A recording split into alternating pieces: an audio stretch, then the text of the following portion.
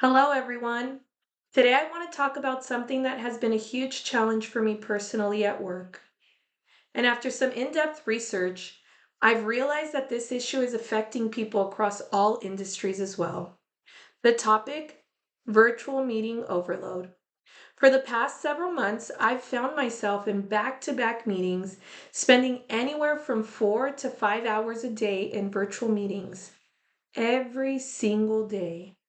While these meetings are intended to promote collaboration and communication amongst the team and organization, what they're actually doing is leaving me and so many others with little to no time to complete our real work. Throughout these meetings, I'm expected to show up, stay on camera, actively listen, and contribute positively to the topics presented, which I try my best to do. But after hours of virtual discussions, I'm left scrambling to catch up on my basic day to day tasks. People often follow up with me on administrative duties, for example, emails, reimbursement requests, approvals, amongst other tasks. And honestly, it makes me feel horrible. Not because I'm careless, but because I'm being pulled into two different directions: be present in the meeting or get all of my tasks done. That conflict isn't just exhausting, it's quietly affecting teams, performance, and even companies' legal compliance everywhere. So, today I want to explore this issue through three key points. The first, how meeting overload affects productivity and well being. The second, what legal and HR risks come with excessive virtual meetings. And third, what we as legal and HR professionals can do to help fix the culture. So, for my first point, we will be discussing productivity and well being. In a research published in Microsoft's 2023 Work Trend Index, it was found that remote workers are now in meetings 21 hours a week on average. That is more than half of a standard 40-hour work week, which most of us work. We are so busy talking about work, we can't actually do the work. I know I've felt this personally. Even when I plan my day well, meetings interrupt that flow. I start to work on something, get pulled into a meeting, and by the time I return, I've lost the mental momentum. This constant context switching leads to what's called Zoom fatigue, real mental exhaustion that results from overstimulation, screen fatigue, and lack of meaningful rest between tasks. And it's not just bad for productivity, it's bad for morale. According to a 2022 article in Harvard Business Review, employees are experiencing more burnout not because they're working too much, but because their time feels out of their control. For my second point, we will be discussing legal and HR risks from meeting overload.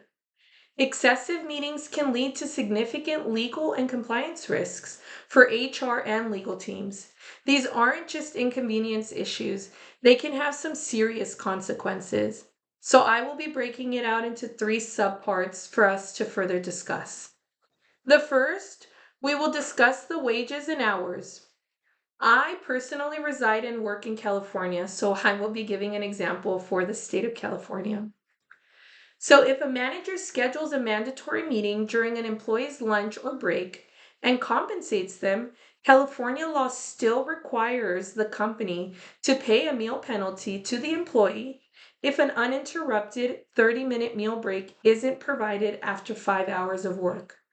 Repeatedly scheduling meetings during breaks can result in legal claims and regulatory scrutiny. Second, disability accommodations. Employees with conditions such as ADHD, anxiety, or migraines may struggle with frequent virtual meetings. Failing to accommodate them, such as offering flexible schedules or breaks, could violate the American with Disabilities Act, resulting in discrimination claims and potential legal action. Third, discrimination and inclusion.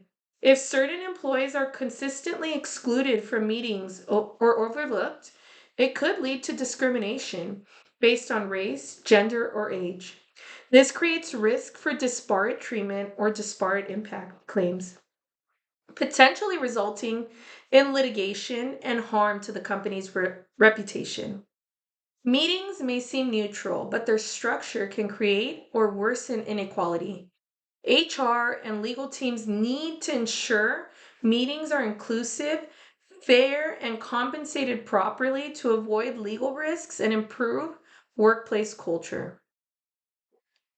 For my third point, we will be focusing on solutions.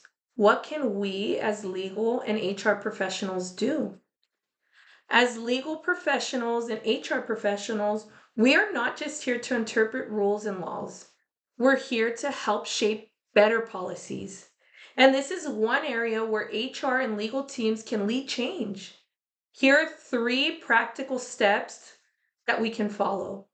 One, push for meeting free zones.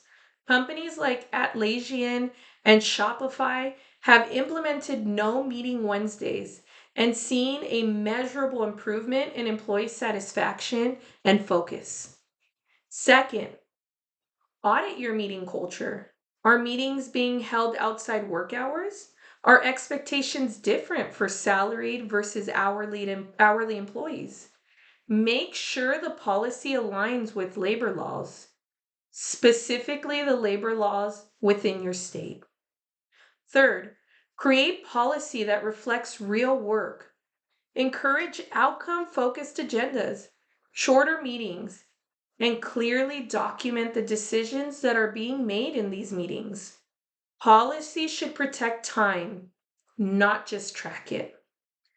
As Cal Newport writes in Deep Work, the ability to focus without distraction is becoming increasingly rare and increasingly valuable.